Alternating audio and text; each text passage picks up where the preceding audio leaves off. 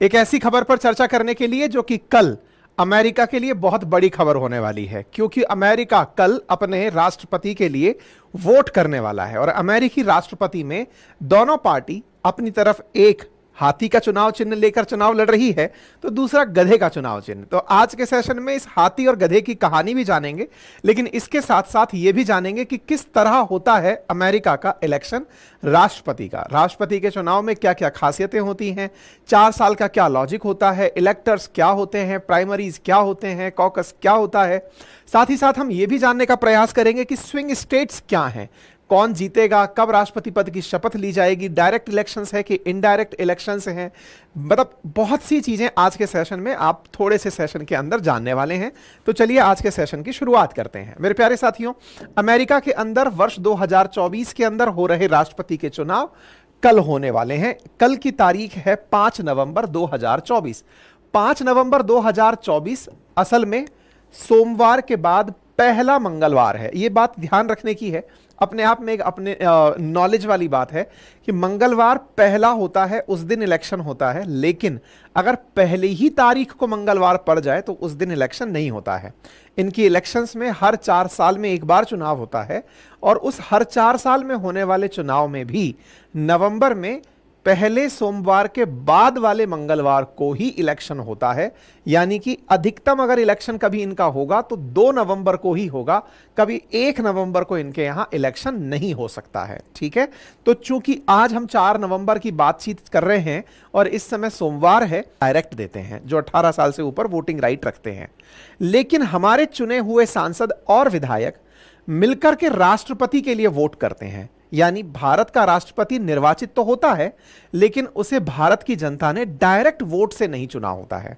हम जिन्हें डायरेक्ट मत देकर चुन रहे होते हैं वो डायरेक्ट इलेक्टेड हैं। जिन्हें हम चुन तो रहे हैं लेकिन हम डायरेक्ट वोट ना देकर इनडायरेक्ट तरीके से, यानी जिन्हें हमने चुना उन्होंने उन्हें चुना, तो ये इनडायरेक्ट प्रोसेस कहलाता है। तो अमेरिका में चुनाव कैसे होता है? अमेरिका में अभी तो सुनने में आपको लगता है कि डोनाल्ड ट्रंप और कमला हैरिस के लिए लोग वोट देने वाले हैं।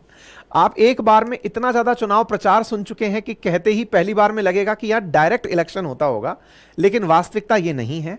यहां इनडायरेक्ट इलेक्शन होता है। अब आप पूछेंगे क्यों? कल यहां के लोग जाकर कमला हैरिस और डोनाल्ड ट्रंप में से किसी को वोट देने वाले नहीं है क्या? जी नहीं, कल उन्हें कहीं भी इन दोनों के नाम नहीं मिलने वाले हैं। तो फिर बोले फिर किसको वोट देंगे? ये लोग इलेक्टोरल कॉलेज को वोट देंगे। इलेक्टोरल कॉलेज क्या है?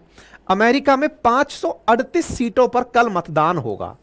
538। अपने देश के अंदर 543 जिस प्रकार से लोकसभा की सीटें हैं और उनमें से 272 जिसके पास होती हैं वही सरकार बनाता है, ऐसे ही अमेरिका में राष्ट्रपति निर्वाचित होने के लिए 538 इलेक्टोरल्स का, यानी निर्वाचकों का एक समूह है, उसे इलेक्टोरल कॉलेज कहा जाता है।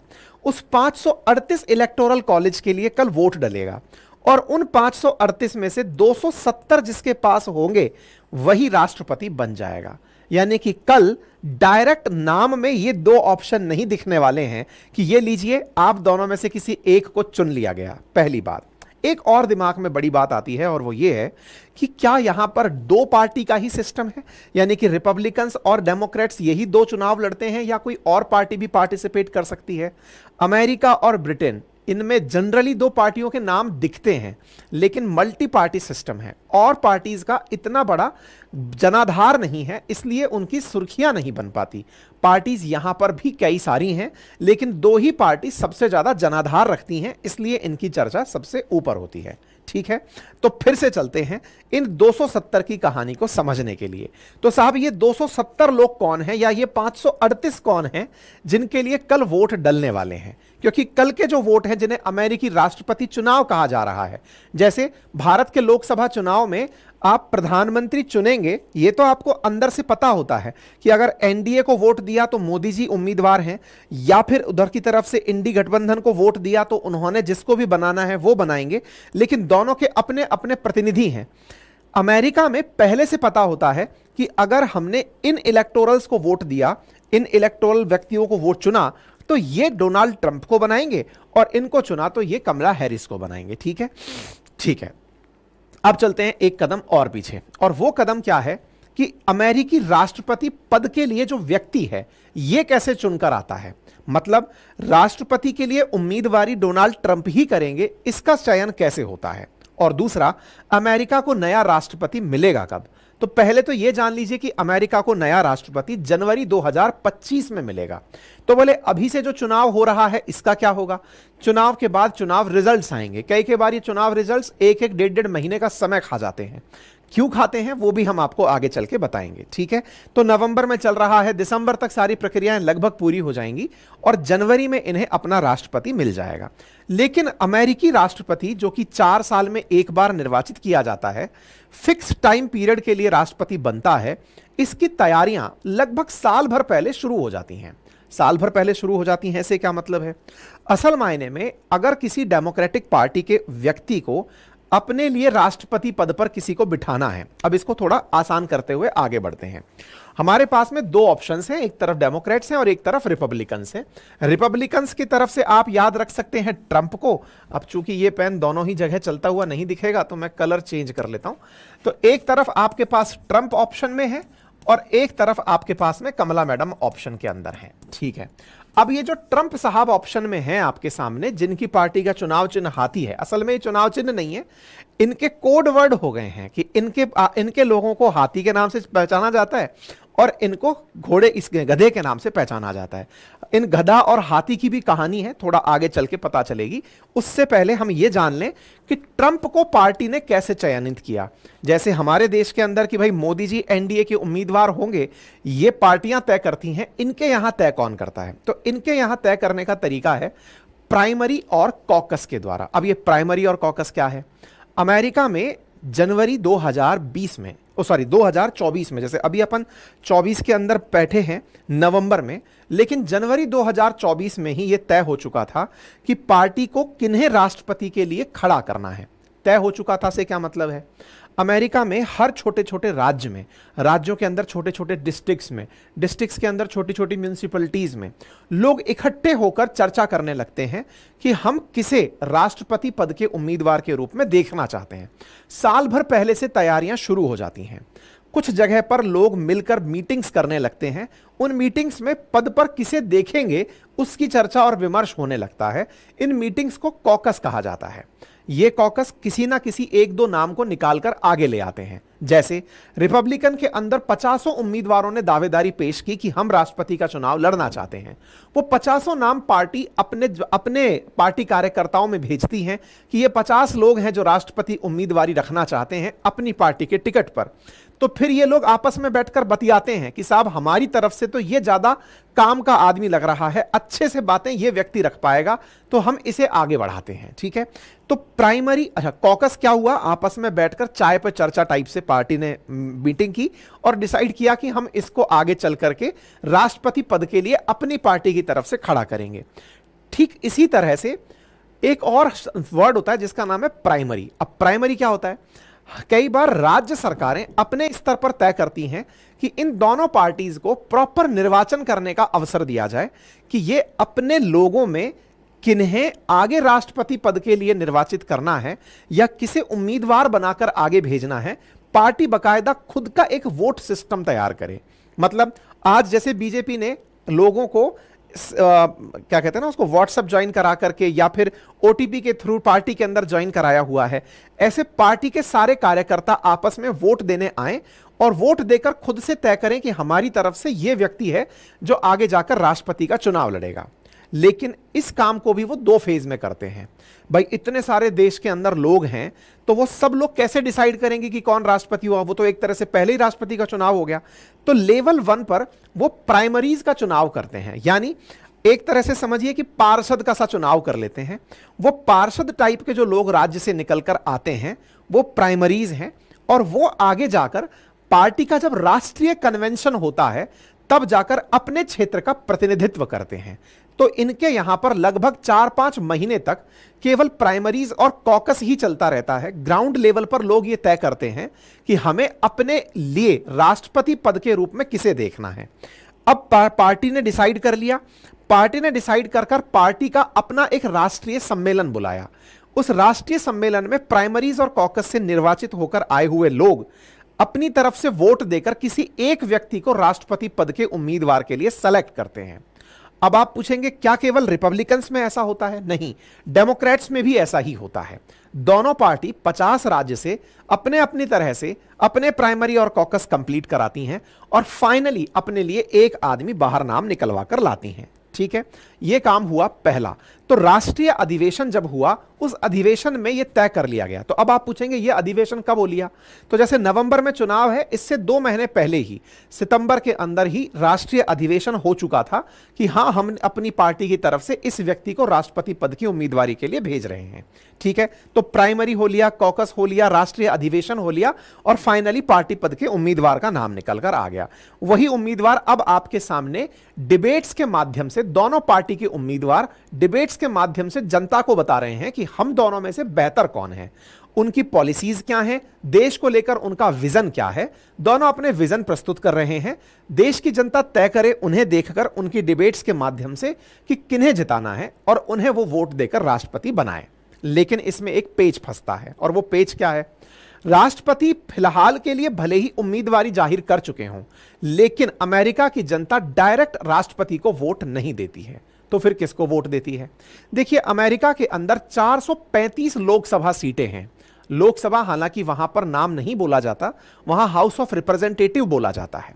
जैसे भारत के अंदर संसद में 2 सदन होते हैं, एक निचला सदन और एक उच्च सदन। निचला सदन जिसे आप लोकसभा कहते हैं और उच्च सदन जिसे आप राज्यसभा कहते हैं। ऐसे ही अमेरिका में निचले सदन को हाउस ऑफ रिप्रेजेंटेटिव और उच्च सदन को सीनेट कहा जाता है। सीनेट में उनके यहां पर 100 सांसद होते हैं और जो निचला सदन जो है उसमें 435 सांसद होते हैं। तो 435 और 100 मिलाकर 535 सांसद बनते हैं और उनकी जो राजधानी है वाशिंगटन डीसी, वहां से भी 3 इलेक्टोरल्स को निर्वाचित किया जाता है। तो इस प्रकार से 538 लोग मिलकर के इनका इलेक्टोरल सिस्टम बनाते हैं या इलेक्टोरल कॉलेज बनाते हैं। इन 538 से ही इनके यहां का ये डिसीजन होना है। तो कुल 538 लोगों के वोट डलने हैं कल और उनमें से निर्धारित होगा कि 270 किसके पक्ष में जाते हैं और वहां से राष्ट्रपति पद का निर्वाचन होता है। अब ये जितना सुनने में आसान लग रहा है, देखकर एक बार के लिए ऐसा लग रहा है कि आधे राज्य जिनके साथ हो गए, भाई 270 का मतलब है 50 में से 25 राज्य जिनके हुए वो राष्ट्रपति बन जाएंगे। नहीं, इतना आसान भी यहां पर नहीं है। अमेरिका में सीनेट के अंदर तो 2 सीटें फिक्स हैं, लेकिन अमेरिका के जो हाउस ऑफ रिप्रेजेंटेटिव हैं उनमें सीटें जनसंख्या के अनुपात में डिस्ट्रीब्यूट होती हैं।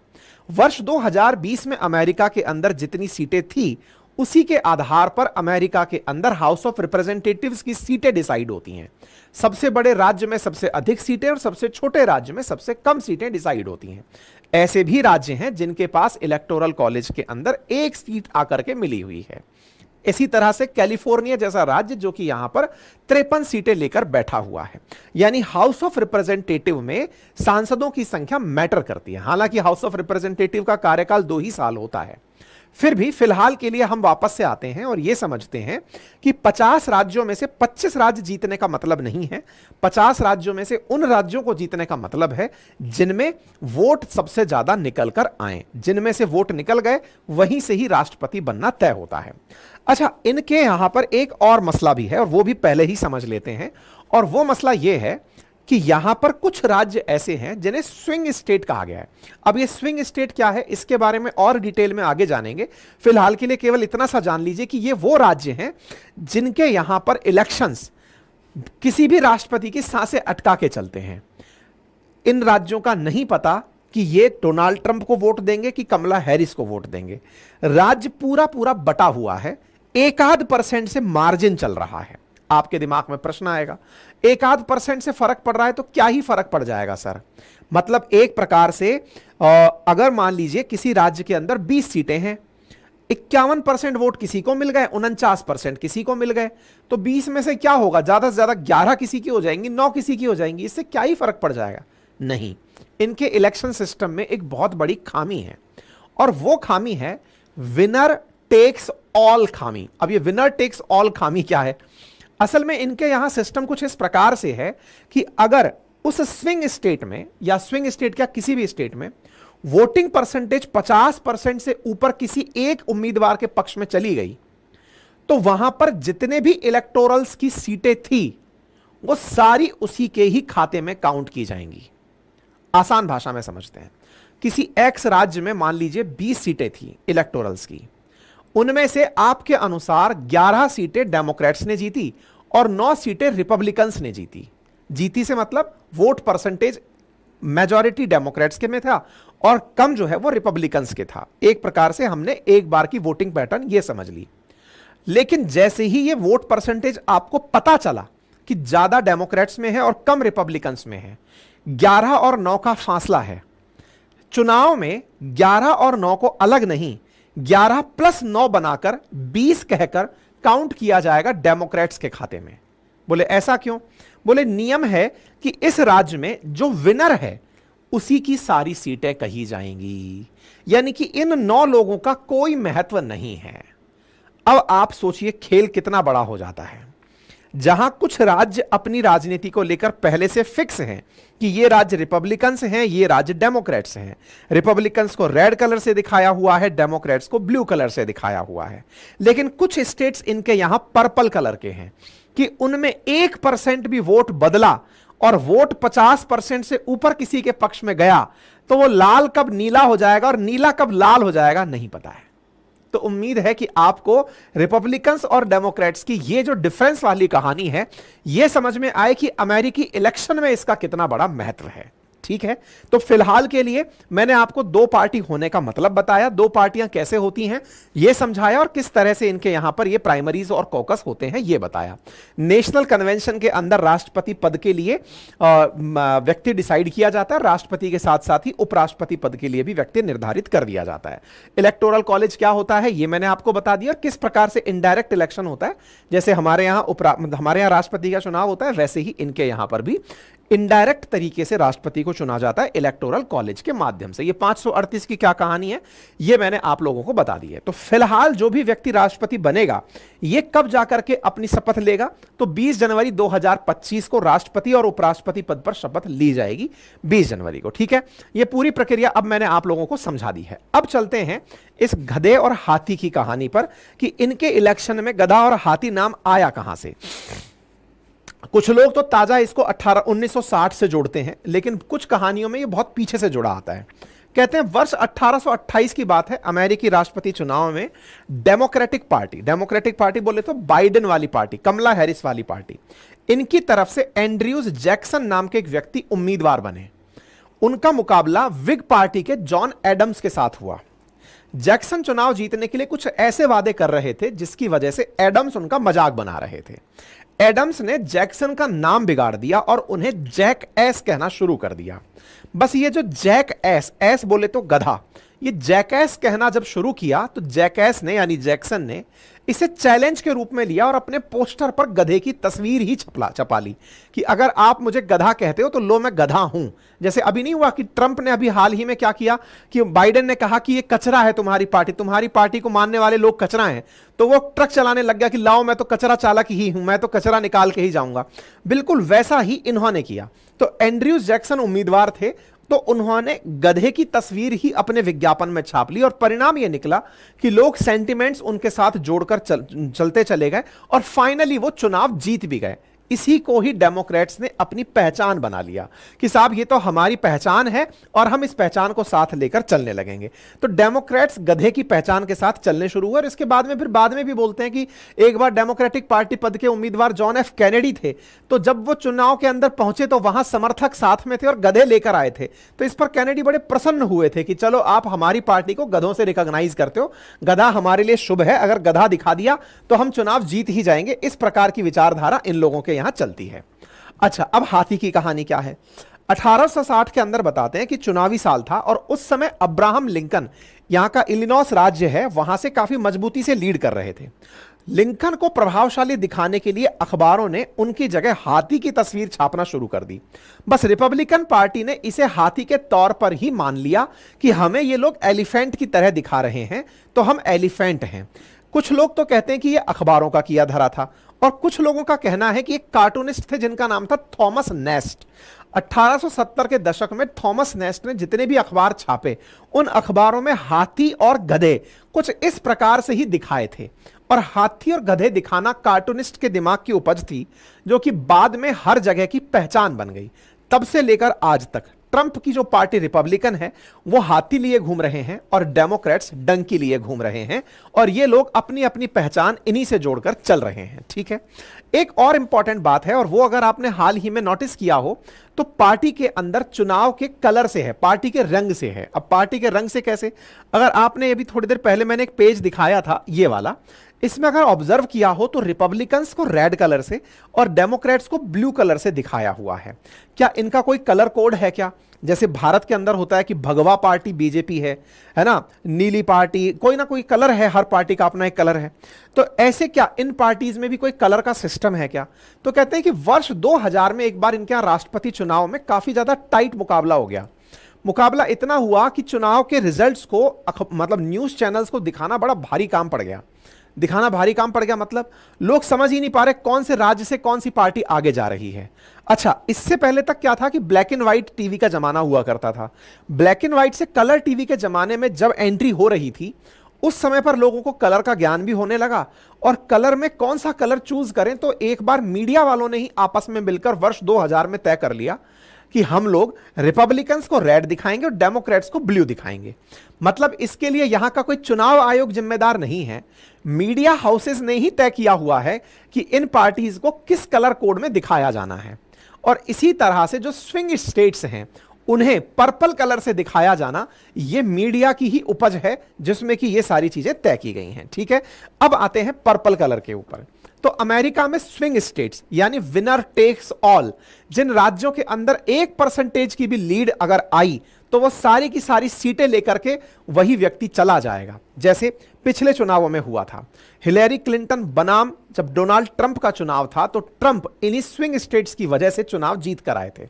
अब आज के इस चुनाव में, अच्छा, क्या अमेरिका में फिक्स है क्या कितने स्विंग स्टेट्स होंगे, यानी कि कौन से राज्य ऐसे हैं जो स्विंग करने वाले हैं, और पता कैसे चलता है कि ये किसी भी तरफ गिर जाएंगे?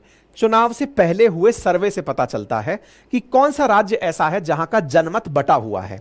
जो पूर्व में ओपिनियन पोल चल रही होती हैं उन्हें देखकर अंदाजा लगाया जाता है कि ये राज्य इस बार अपनी बात साफ नहीं कर रहे हैं। तो इसका मतलब हर राज्य यहां का स्विंग स्टेट नहीं है, या फिर यह कहा जाए कि यही 7 राज्य स्विंग हो गए, बिल्कुल नहीं। अलग अलग चुनाव में अलग अलग राज्य होते हैं, अभी चलकर आप बताएंगे। पिछले चुनाव में किसी में 10 स्विंग स्टेट रहे, किसी में 15 रहे, किसी में 22 स्विंग स्टेट रहे, जनता तय ही नहीं कर पा रही कि किसे जिताएंगे। ठीक है, इस बार के चुनाव में ओपिनियन पोल कह रहा है कि ये 7 राज्य हैं जो तय करेंगे कि कौन जाके प्रेसिडेंट बनेगा। इनमें से राज्य हैं Wisconsin, Michigan, Pennsylvania, North Carolina, Georgia, Arizona और नेवादा। अच्छा, अब बात करते हैं पेनिसिल्विया की, यानी कि ऐसा राज्य जिनमें 19 सीटें जिसकी होंगी एक ही बार में होंगी। इंटरेस्टिंग बात देखिए, इलेक्शन में मामला फंसा हुआ कैसे है? फंसा हुआ ऐसे, भाई बाकी राज्य तो साफ कर दिए रेड है या ब्लू है। अगर पोल में पता चल रहा है कि 50 या 60%, 50% से ऊपर किसी को भी वोट परसेंटेज मिल रहा है, दैट मींस वो राज्य तो उस पार्टी का हो गया। तो उनकी तो अब चिंता हो ही नहीं रही, 43 राज्य तो सेट हो गए कि भाई इतने राज्य, इतनी सीट इसकी, इतनी सीट इसकी, तो उस पर कोई दिमाग नहीं लगा रहा है, वो ऑलमोस्ट बटे हुए हैं। इन 7 की कहानी क्या चल रही है अब इधर देखिए। आप अगर पोल परसेंटेज देखें तो 50% से नीचे दोनों फंसे हुए हैं। कैसे? इधर देखो, यहां पर न्यूयॉर्क टाइम्स का जो पोल है वो इनको बता रहा है कमला हैरिस का परसेंटेज, और एबीसी पोल का परसेंटेज डोनाल्ड ट्रंप को दिखा रहा है। 50 से नीचे दोनों अटके हुए हैं, यानी 51 होते ही तो मामला पलट जाएगा। तो ऐसे में पोल के अंदर कमला और ट्रंप लगभग बराबर पायदान पर चल रहे हैं। वोट के दिन अगर 1% भी कोई ऊपर ले गया तो ये 19 सीटें उसी के खाते में गिर जाएंगी। इसलिए सारा फोकस, मतलब 7 राज्यों में चुनाव के अंदर 2,500 करोड़ रुपए का तो केवल प्रिंट विज्ञापन हो चुका है, दिखा दिखाकर जो विज्ञापन होता है ना, वो वाला हो चुका है इन दोनों राज्यों, इन 7 राज्यों की जनता को साथ लाने के लिए। ठीक है, ऐसे ही दूसरा राज्य नॉर्थ कैरोलिना, जिसमें 16 सीटें हैं और उनके अंदर भी यही हाल मचा हुआ है। ऐसे में ट्रंप की कमला पर मामूली सी बढ़त दिख रही है, लेकिन 50 का आंकड़ा कोई पूरा नहीं कर पाया। अब आप में दिमाग में सवाल आएगा, नहीं कर पाया तो क्या होगा? तो भाई दोबारा से इलेक्टर्स से पूछा जाएगा कि दोबारा तय करो आप किसको वोट दोगे। तो कुल मिलाकर के ये वो राज्य बने हुए हैं। Wisconsin, Nevada, Arizona, Georgia, Michigan, ये कुल 7 राज्य हैं जो तय करेंगे कि फ्यूचर क्या होगा। तो इसका मतलब फिर एक सवाल बना कि जो ये स्विंग स्टेट्स हैं, स्विंग स्टेट्स हर चुनाव में अलग अलग होते हैं, बिल्कुल। जैसे 20 के में केवल 5 ही थे, 16 में 6 थे, 12 में 2 ही थे, 8 में 9 थे, 1992 के अंदर 22 थे। यानी जनता तय ही नहीं कर पा रही किसे जिताएंगे। तो इसलिए चुनाव बड़े इंटरेस्टिंग होते हैं।